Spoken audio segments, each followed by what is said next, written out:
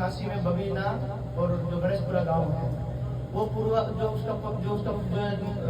जो ये पूरा परिवार उसे फंसा हुआ था। तो उनके जो घरधनी है गोपाल भाई, उन्होंने 2 साल तक ये जो 5वां वेद स्वसम वेद, तो इसका अध्ययन किया। और अध्ययन करने के बाद, और वो केवल एक संप्रदाय में नहीं, इससे पहले 10 से 15 संप्रदाय में जाकर के उनके गुरुओं की दीक्षा लेके शास्त्रों को पढ़ करके अंतिम में आए और 5वें स्वसम वेद को पढ़ा। तब वेद से लेकर आदि जब से ये दुनिया बनी और वेद की उत्पत्ति हुई तब से लेकर 2024 तक, अर्थात स्वसम वेद के छाये में, स्वसम वेद के प्रकाश में, वेद के रहस्य से लेकर के साधु संतों की वाणियों तक सब तक खुलासा किया। और फिर भाई ने तारतम मंत्र ग्रहण किया और उनके परिवार वालों ने भी जो तत्वदर्शी संत के चंगुल में थे वो भी अपने आप को छोड़ दिए। ये सब फर्जी है, हम नहीं। वो जो संत है उनका ज्ञान जो उर्दू में लिखा हुआ कबीर और वेदों में लिखा हुआ कबीर, तो वो जो मिलान कर रहे हैं उनका ज्ञान, वो फर्जी है, जो भी अभी जेल में है। हाँ, रामपाल, क्योंकि ये हमें मन से कहीं नहीं है। राज्य का दरबार है, राजा की पावन धरती है। तो जब हम वहाँ परम धाम से आए हैं, और ये हमारा नियम है, हमारी वाणी कहती है, जो हमारी नकल के नकल तिनको हार, हम पीछे पांव क्यों दें, हम सिर नूर जमा। राज्य महाराज का पंजा हमारे सिर पर है। जो दुनिया के झूठे जो तन है, जीवों के तन, उनका तो अस्तित्व ही नहीं है। हमारे तो ये जो आत्मा, हमारा तन इधर है राज्य के चरणों में, और हमारे जो परात्मा वो भी राज्य के चरणों में। हम पीछे कौन क्यों हैं? जब हमारे ग्रंथ को कोई फर्जी कहे, हमें तो उनको ही पूछना चाहिए कि आचार्य जी, जो तुम जिस आचार्य की डिग्री लिए हो वो ओरिजिनल है कि नहीं? जो डिग्री लेके आप भागवत की कथा कर रहे हैं और हमारे स्वसम वेद को जो आप कह रहे हैं कि फर्जी है, तो हम तो आपको ही पूछते हैं कि आप जिस डिग्री को लेके उस सिंहासन पे बैठ के जो कह रहे हैं, दुनिया कथा सुना रहे हैं, तो वो ओरिजिनल है, वो दिखाइए आप। और अभी जो उन्होंने ये कहा, और जो भी जो मेरे भाई की बात की कि जो जिन सुंदर साथ ने जो प्रश्न किया, जय किशन जी, उनके घर हम 2 बार जा चुके हैं, 2 बार कार्यक्रम कर चुके हैं। सरकार से जुड़े हुए तब से लेकर के, और बहुत सुंदर साथ, बहुत राज्य के लिए तन मन धन कुर्बान, हमेशा राज्य की बात करते हैं। तो उन्होंने आचार्य जी को जो भी कहा, हम ज्यादा नहीं कहते हैं, जो हमारा विषय है कार्यक्रम का नया वर्ष का, लेकिन नए वर्ष में कुछ नया ही करना है, तो इससे बढ़िया कुछ नया नहीं हो सकता। और परम धाम में जो कुछ भी है, कण कण सब कुछ नया, नवतन, हर घड़ी हर, वो अनादिकाल से है परम धाम, वर्तमान में भी और अनंत काल तक रहेगा। ऐसा हमेशा नया परम धाम अपना। उस परम धाम का संपूर्ण ज्ञान, परमात्मा का स्वरूप का, वो जो प्रेम का सागर, परम धाम कैसा है, कैसा दिखता है, कैसे पाया जाता है, परम धाम से कौन आया है, कैसे आया, कहाँ आया, कब आया है, वो सारे शास्त्रों में प्रमाण, और उसी का नाम ये है स्वसम वेद। और इसलिए स्वसम वेद में और इसके विषय में यदि आप और शास्त्रों को देखिए, अमरनाथ गुफा में जाकर के वो ज्ञान जो अमर कथा सुनिए, वो अमर कथा जो मां पार्वती ने सुनी, उस ग्रंथ का नाम है माहेश्वर तंत्र। उस माहेश्वर तंत्र को पढ़िए, वो हमने नहीं लिखा, संस्कृत में लिखा गया ग्रंथ, आजकल जो हिंदी चलती है तब का लिखा, वहां लिखा स्वसम वेद समादिष्ट फलम नित्य विहारकम।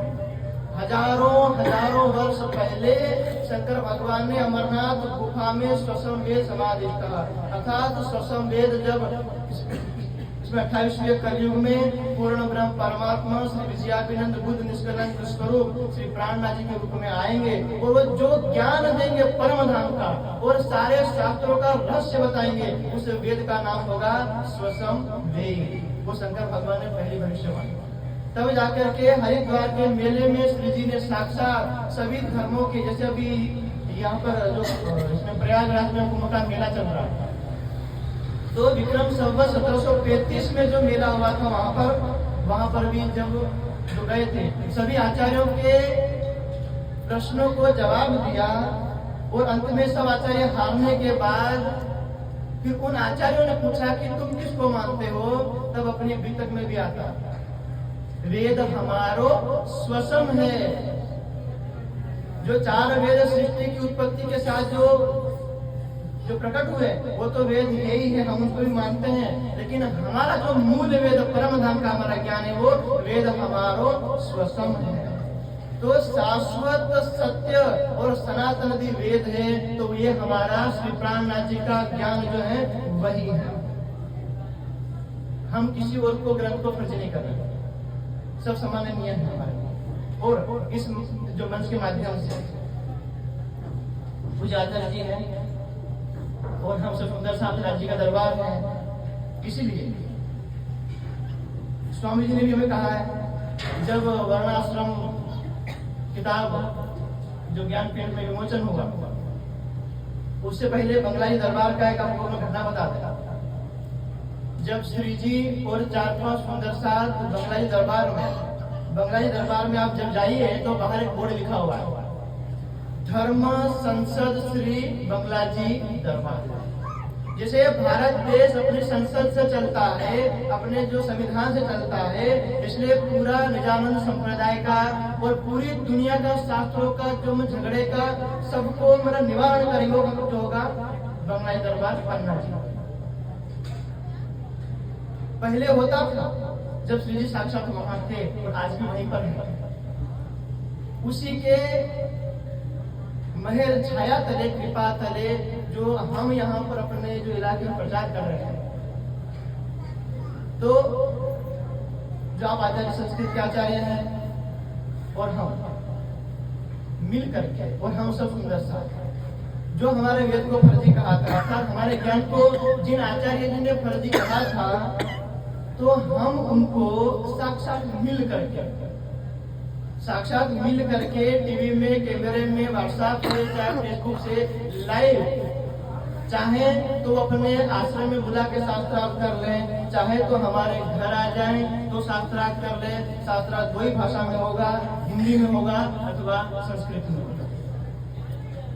उसमें वेदों से लेकर के अब तक के सारे प्रमाण दिए जाएंगे कि हमारा वेद फर्जी नहीं है और शाश्वत सत्य और जो अखंड ज्ञान है वो हमारे ही वेद है, जो सबसे जो हमारा पहुंच वाले।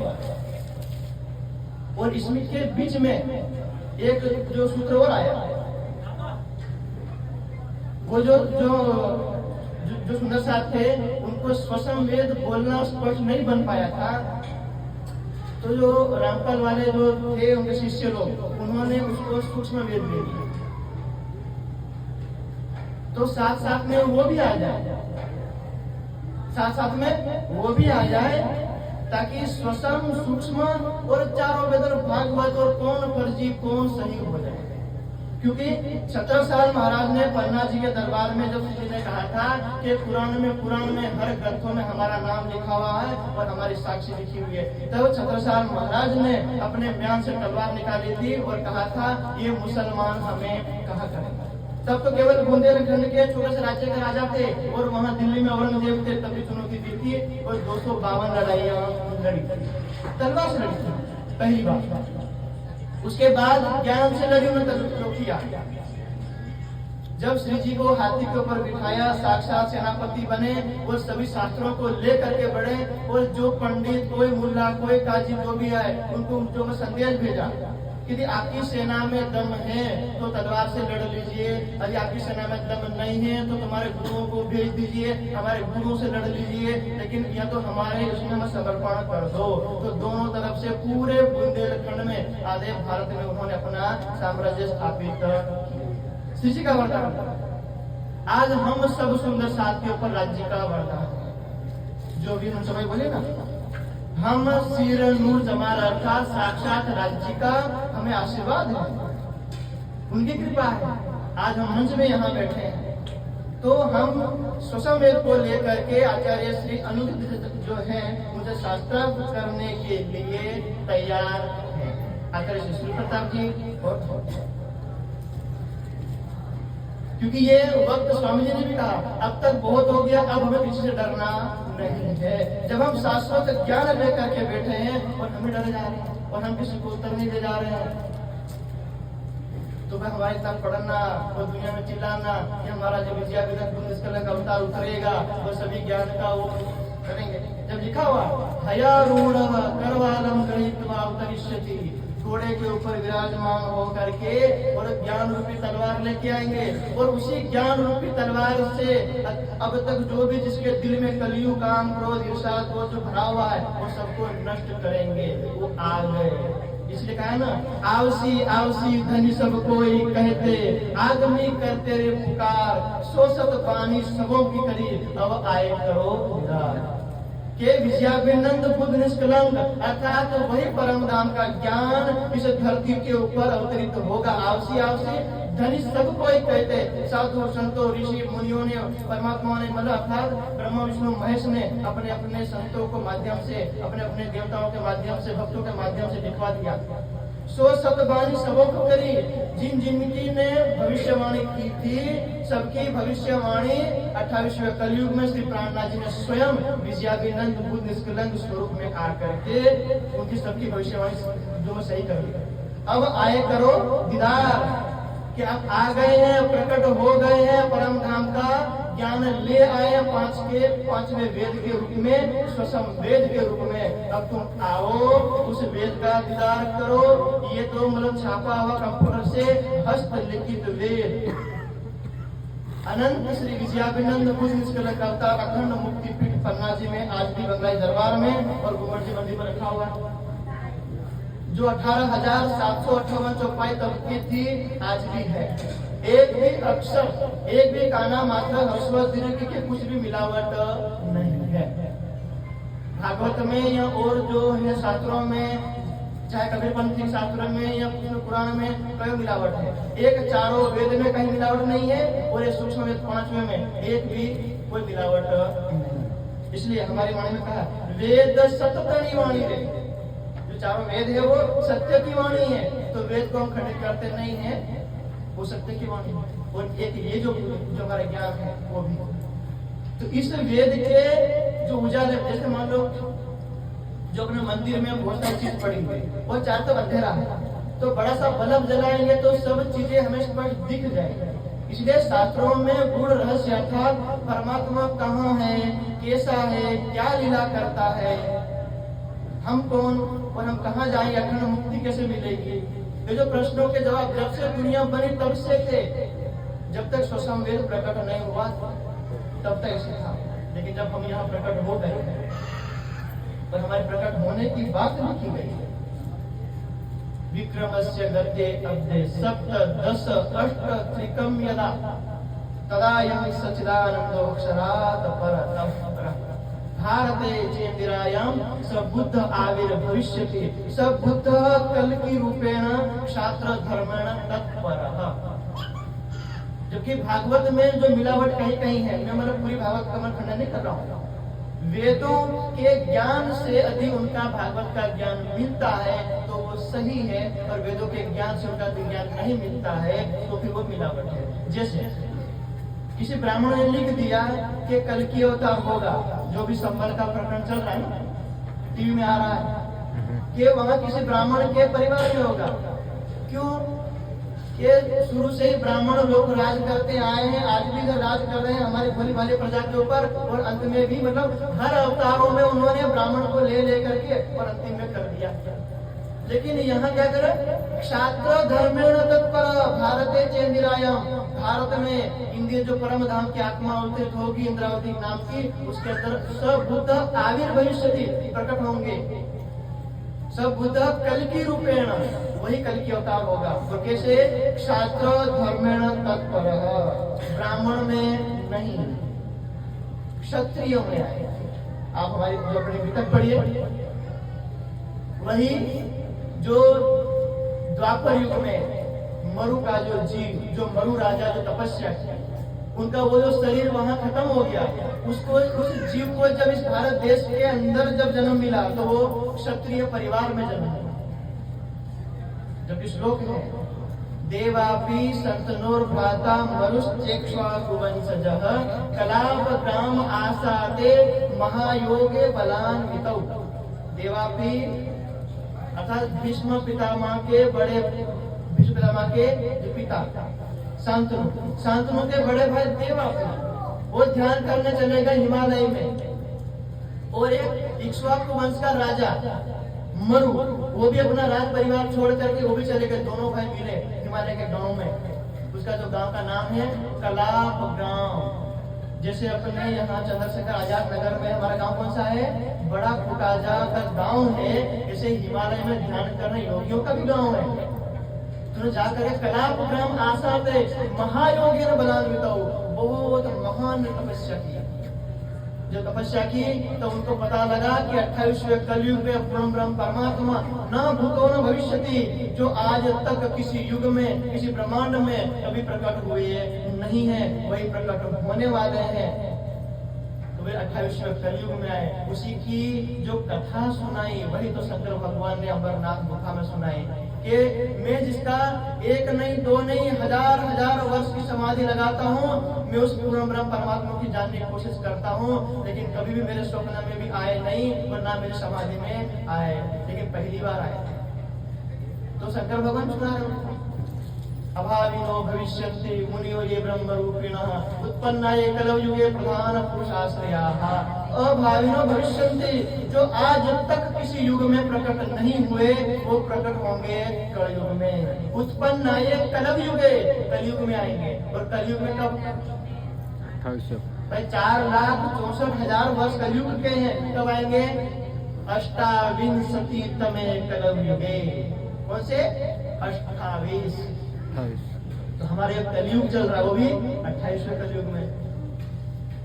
ये हमसे पहले 27 कलयुग, 27 से सब घूमने भी हो गए, तो कलयुग में कब, उसका टाइम बताइए आप।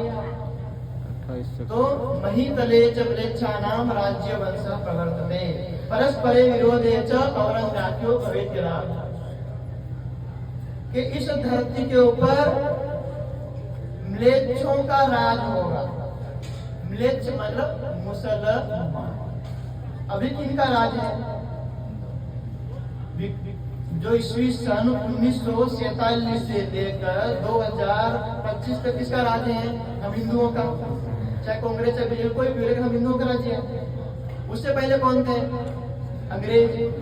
अंग्रेज से पहले कौन थे, मुसलमान। और मुसलमानों का अंतिम राज्य कौन है, औरंगजेब। और औरंगजेब का जन्म कहाँ हुआ, दाहोद में, इधर ही दाहोद में, इमामबाड़े में।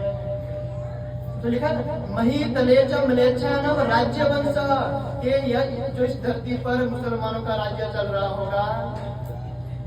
परस्परे विरोधे च, हिंदू और मुसलमान परस्पर विरोध करें, अर्थात मुसलमान लोग हिंदुओं को परेशान कर रहे होंगे, उनके मंदिर तोड़ रहे होंगे, मूर्ति तोड़ रहे होंगे, किसी कर रहे होंगे, और हिंदू अपने धर्म की रक्षा करने के लिए लड़ रहे होंगे। ऐसे समय में औरंगाख्यो भवेत्यदा, और दिल्ली के सिंहासन के ऊपर जो राजा होगा उसका नाम क्या, नाम भी लिखा उस श्लोक में, औरंग। आख्य का अर्थ होता है हिंदी में नाम। औरंग नाम का राजा राज्य कर रहा होगा, तब विजयाभिनंद बुद्ध निष्कलंक स्वरूप अक्षरातीत एषो वै पुरुषो बुद्ध उच्यते तेजोमय चादि रूप तस्य अवतार उच्यते। जो अखंड दिव्य परमधाम हमको वहां नक्शे में लगा रखा है, अक्षरातीत एषो वै पुरुषो, जो अक्षरातीत जो अपना राज्य का स्वरूप दिया हुआ है, अक्षरातीत एषो वै पुरुषो। इसका जो तेज आवेश स्वरूप जिस उसमें जो उसके मनु के दिल पे जो विराजमान होगा, उसके दिल में प्रकट होगा, उसको जो कहा गया। तो शाश्वत सत्य यदि है इस ब्रह्मांड में, इस कालमाय के ब्रह्मांड में, तो एक वो 4 वेद और बाकी का ये 5वां वेद। न कबीर पंथियों का सूक्ष्म वेद, क्योंकि कबीर साहब ने जो ज्ञान दिया, जो परम धाम का, हद का, बेहद का, और थोड़ा कुछ रहस्य की बात जो इसकी परंपरा हमने बताई। लेकिन आजकल जो उनके जो तत्वदर्शी संत के जो शिष्य लोग लेके बैठे हैं कि हमारे गुरु जी अवतारी पुरुष है, अवतार पुरुष है, क्योंकि जितना प्रतिकार हमने नहीं किया उससे ज्यादा यूट्यूब के उसमें मतलब वो लोग कह रहे हैं कि ये जो गुरु जी ने जो कहा है वो सूक्ष्म वेद को छोड़ दिया, बोले हमारा जो वेद है वो जो सूक्ष्म है उसको ले लिया। इसलिए दोनों ही मतलब आ जाए एक मंच पे, सूक्ष्म स्वसम कौन फर्जी कौन सही निर्णय हो, क्योंकि निर्णय होगा तभी तो परम धाम का ज्ञान मिलेगा। इसलिए जब हमारे नगर का भी नाम क्या है, चंद्रशेखर आजाद, तब जाके उन्होंने अंग्रेजों को चुनौती दी। उन्होंने अपने ही घर का, अपने ही धरती का बेटा जाके यहाँ से निकल करके दिल्ली की छाती में जाकर क्या था, वहां पर कहा था। तो उसी के धरती के ऊपर दोबारा बैठ के हम पुनः करते हैं कि स्वसम वेद के सामने और सभी वेदों के सामने एक मंच पे बैठ करके हम सब प्यार से, श्रद्धा से, निष्ठा से, कोई लड़ाई को झगड़ा कुछ नहीं, निर्णय कर लेते हैं आखिर शाश्वत सत्य है क्या। भागवत भी पधराई जाए, रामायण पधराई जाए, चारों वेद, उपनिषद, दर्शन और सब को मिला करके सब हो जाए, एक बार हो जाए तो निजानंद संप्रदाय वाले हमें ही पता लगे, हमारे भाई जो कृष्ण प्रणामी उनको ही पता लगे, और जो सुंदर साथ में नहीं आते हैं, जो देवी देवताओं को मानते हैं उनको भी पता लगे, जो भागवत मानते हैं उनको भी पता लगे, जो भागवत नहीं मानते उनको पता लगे, जो किसी को कुछ भी नहीं मानते उनको भी पता लगे कि कल की अवतार जो होने वाला था वो हो गया, और वही कल की अवतार ये पांचवें रूप के, जो पांचवें वेद के रूप में ज्ञान लेकर के आया है, और सभी शास्त्र उसी का इंतजार कर रहे हैं। और वो आ गए, अब आए करो निदान, दर्शन करो।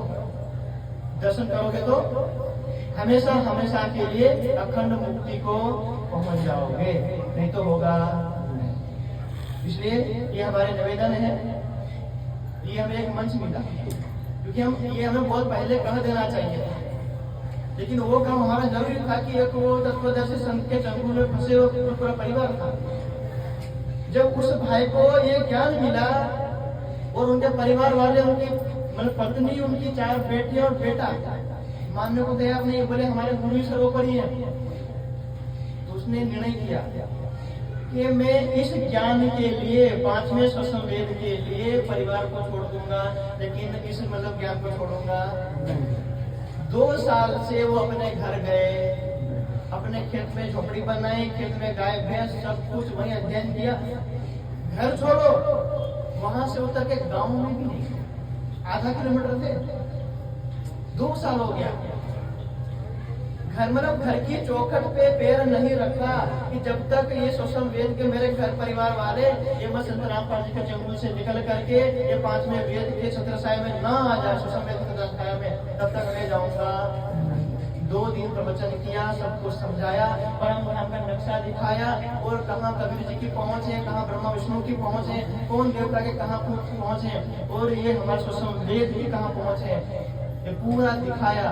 तो एक उन्हीं की जो परिवार की सदस्य थी ब्रह्म कुमारी, वो भी जो अपना केंद्र का संचालन करती थी, 2 घंटे की प्रवचन सुना, सिर्फ 2 घंटे का प्रवचन। एक बार मैंने किया और एक बार उसने माता जी 2 प्रवचन में सुनते शाम को आके बोल दिया कि आपका मतलब मंत्र देने का, दीक्षा देने का क्या रीति रिवाज है, बताइए क्या प्रकार है, मैं भी ये ज्ञान को ग्रहण करना चाहती हूँ। ब्रह्म कुमारी की जो स्वयं प्रचारिका है, उन्हीं के परिवार की, शादीशुदा नहीं, उन्होंने की है और अपना केंद्र चला रही है। सबसे पहले उसने अपने तारतम लिया, फिर उनकी बेटी ने तारतम लिया, फिर उनकी पत्नी ने तारतम लिया, अर्थात जो संत रामपाल जी को मान रहे थे वो छोड़ करके अपने निजानंद संप्रदाय में वो प्रवेश कर दिए, तारतम मंत्र दिए। तो उस भाई को खेत से अपने झोपड़ी से ला करके वो चौखट पे पैर रखा, तो वो काम वहां था, इसलिए हमें वहां जाना पड़ा। फिर सोचा कि थोड़े पन्ना जी के नजदीक आए गए हैं और राजा में जाकर के हमें कुछ बोलना है, तो चलो राज्य का आशीर्वाद ले आते हैं। क्योंकि जब छत्रसाल जी को भी लगा था कि भाई वो भाई ने हमें घेर लिया है, तो कहाँ गए थे, पन्ना जी में गए थे। भाई हमारे 1000 सैनिक हैं और उनके 8000 सैनिक हैं, तो अंतिम प्रणाम तो उनको आशीर्वाद दिया था रुमाल उड़ा करके, जाओ सब कुछ ठीक होगा। एक नहीं, उसके बाद 252 लड़ाइयां लड़ी। तो हमें भी ऐसा लग रहा है कि उसको पहले लड़ाई है, अभी 252 हमें लड़नी पड़ेगी।